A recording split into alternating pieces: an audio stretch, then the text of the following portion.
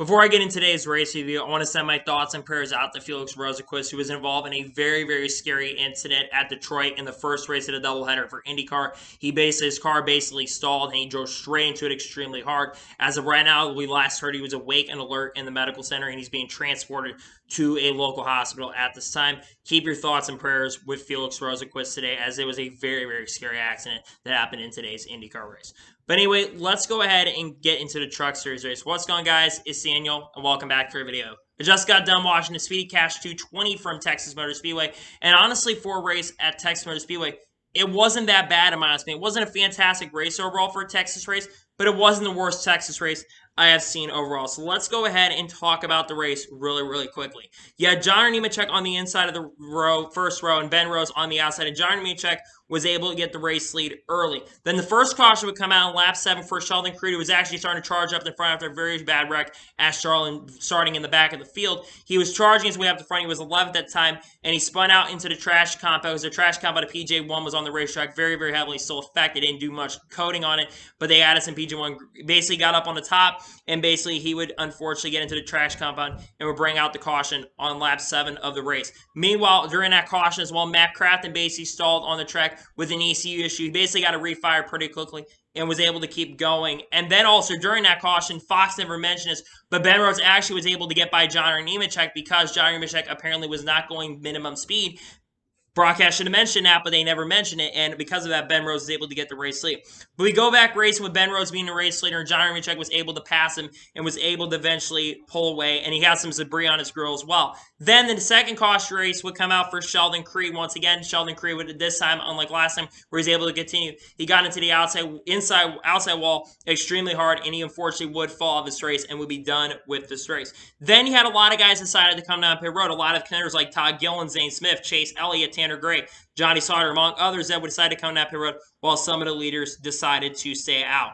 We go back racing a lap 30 with Hunter Nemechek being the race leader, Ben Rose on the outside, and Hunter Nemechek was able to get the race lead and end up winning stage 1 because a caution would come out for Ray Cicerelli, who would spin out on the backstretch, and we would lose a tire as well, and he would bring out the caution to end stage 1 here at Texas with Hunter Nemechek, I believe, winning his 8th or 9th stage of a 2021 season. Then a lot of guys basically decided to stay out, the ones that pitted, while Hunter Nemechek, Ben Rose, among others, they decided to come down pit road. And on the restart, when he went back green, Todd Gillen was able to hold on to the race lead with Chase Elliott on the outside lane. Then Chase Elliott, a few laps later, was able to get the race lead, and he was able to pull away. Then the next cautionous race, another massive incident happened between Carson Hocevar and Stuart Friesen. In my honest opinion, from the incident, Stuart Friesen came up into Carson Hocevar. He came up in front of him. Carson had run on the outside, and then he came up in front of him. Stuart was not very happy on the radio. But in my honest and sincere opinion, I think Stuart Friesen was at fault. He should know better not to go up in front of somebody, especially when the driver is there, and he got in, basically turned and spun into the outside wall extremely hard. And then we had a couple people that decided to come down pit road, and then Johnny Sauter, another driver running for Toyota's program, of course, basically would have to lift the hood for adjustments on the car because he was really, really struggling throughout the race. He would pit for adjustments. Back on the restart, Chase Elliott was able to get the race lead, and then Matt Crafton once again would have some more ECU issues, but he was able to get refired pretty quickly and was able to continue on in this race. Then the next caution came out a few laps later for Jennifer Jo Cobb, who basically saw at the beginning of pit road, which is really, really dangerous, and she would bring out the next caution in this race. A lot of people decided to basically stay out while a lot of people decided to come down pit road. People like Tanner Gray, Zane Smith, Derek Cross all decided to stay out, while a lot of other people decided to come down pit road. Then we go back racing with Tanner Gray basically being the race leader. Tanner Gray had a very strong day going at points. He was running top 5 majority of the race. And then a few laps later, Zane Smith was able to get the race lead. Then the final major incident of the race basically happened in lap 69 for Drew Dollar. Drew Dollar was on the inside of Haley Deegan. He got sideways and hit the outside wall extremely hard, bringing out the next caution of this race. Because of this, the caution would end and Zane Smith would come and win stage 2 here at Texas Motor Speedway. And then all the guys decided to stay out during that caution. They decided to come down pit road.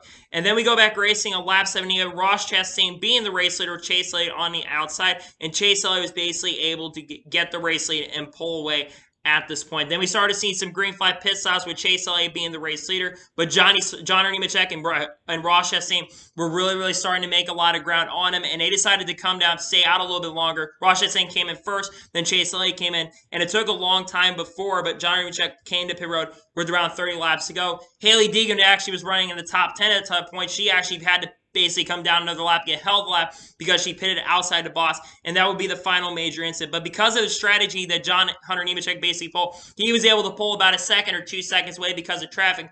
Hunter Nemechek was able to pull away, and coming off the final corner, Hunter Nemechek pulls off a dominating performance with strategy, and he's able to win his 4th race of 2021 and a 2nd straight race here in the 2021 NASCAR Truck Series season.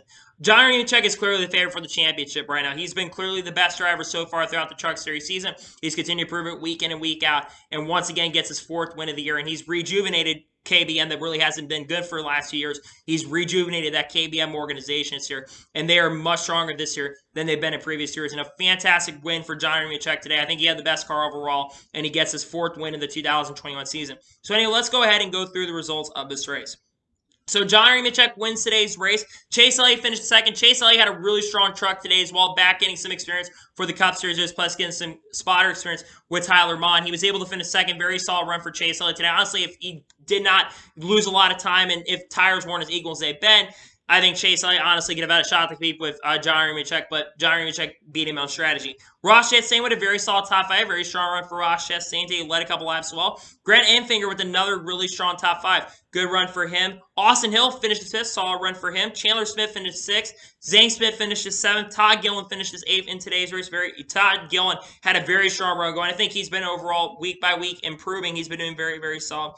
Tyler Enkin finished 9th, another solid top 10 run. That's definitely going to help him. He's been making up a ton of ground on Johnny Sauter. Would not be surprised he's really close to the cutoff for the Truck Series right now. And Tanner Gray finished 7th. A extremely strong run for Tanner Gray today. I believe it's like his only first or second top 10 of the season. He was like 16 or 17 to points coming in. He needed a really good run. Played a pretty good strategy, and because of track position being so important, he was able to come off the corner and get a 10th place run. Solid run for Tanner Gray today. He needed a good run. He got a solid run in today's race.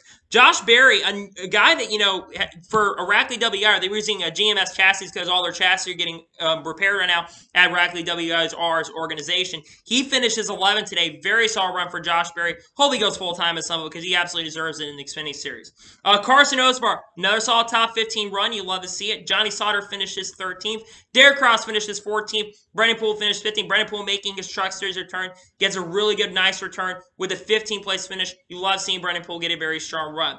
Austin Whistle finishes 16th. Ryan Truex finishes 17th. Chase Purdy, only the 2nd top 20 of the year. He's absolutely struggled for GMS Racing, and he finishes 18th. Corey Roper, top 20 run. You'll love to see it. It finished in 19th. Tyler Hill finishes 20th in today's race. Matt Crafton with his issues, unfortunately, finished 21st. I think Matt Crafton honestly could have contended for a top 10, but he finishes 21st after his ECU problems. Dawson Grant finishes 22nd. 23rd place finisher Chris Wright. 24th place finisher Howie DiSavino III. 25th place finisher Hailie Deegan. Again, she was running in the top 10 quite a bit in this race, but unfortunately, she had issues on pit road and pitting outside the box, and that was kind of on the pit crew, in my honest opinion, for that. Tay Fogelman finished 26th. Ben Rhodes finished 27th. Ben Rhodes actually had a flat tire lane in this race around 15 laps ago. And unfortunately, because of that, instead of finishing in the top 10, he finished 27th, which is really unfortunate, but he finished 27th in today's race. Spencer Boyd finishes 28th. Jesse Wuji finishes 29th. 30th place finisher Keith McGee. 31st place finisher Nora Benning. 32nd place finisher Jennifer Jo Cobb. 33rd place finisher Ray Cicerelli. 34th place finisher Drew Dollar unfortunately crashed out. Sir Friesen finished 35th. And Sheldon Grief finishes last in 36th place. So anyway, let's go ahead and talk about the race overall and then get out of here because we got the Xfinity Series race coming up here really shortly. I have to say, to be honest with you, I thought the race is okay, to be honest with you. It wasn't a terrible race like we've seen previous Texas races for the Truck Series. I thought it was an okay race, to be honest with you. I think the PJ1 grip is not a good adjustment, that thing that basically brought to the track. I'm not been ever really a big fan of the PJ1 grip. I just think it's a terrible thing in my honest and sincere opinion, and it causes the track to basically be a single track, and there's still so many remnants from even a few years ago that basically stays on there. I mean, look back at the IndyCar races this year. The IndyCar races are absolutely horrible, and they're affected by the PJ1, and overall, once you have the PJ1 come in, the outside line became the dominant zone, and you really couldn't pass at all, in my honest opinion. It was very difficult to pass. Strategy became the big thing, but strategy is a good thing at points when it comes to PJ1 being on the racetrack. I'm not a fan of that overall, in my honest opinion. And I thought the race overall was not a terrible race, but I'm going to give today's race at Texas Motor Speedway for the Truck Series a 6 out of 10. Like I said, it wasn't the worst Truck Series race of the year. It's one of the lower tier races so far of the 2021 Truck Series season.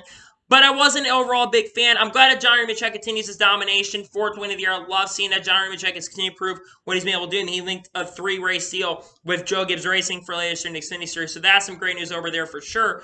But I just hope that, I'm just not a big fan of Texas Motor Speedway overall. Eddie Gossage is leaving at the end of this, after this, basically this weekend. So that's a positive over there. But I just didn't think the race is fantastic. It was an all right race, but it wasn't a great race overall. But yeah, that's the thoughts on the Truck Series race. So anyway, that is going to be for today's NASCAR Truck Series review from Texas Motor Speedway. I want to thank you guys for watching. Please like, subscribe to the channel, notification on, so you're notified when a video does go live on my channel. Follow me on Twitter, Facebook, and Instagram, and support my page as well. Links description below for that, and comment your thoughts on today's video. What are your thoughts on today's Truck Series race? Let me know in the comments below, and let me know your score below in the comments as well. And congratulate John Nemechek on winning his 4th race of the 2021 Truck Series season, and his continuing domination in the Truck Series. So anyway, like I said, I want to thank you guys for watching today's video, and I'll see you guys next time for some more great and awesome NASCAR content. Take care, everybody.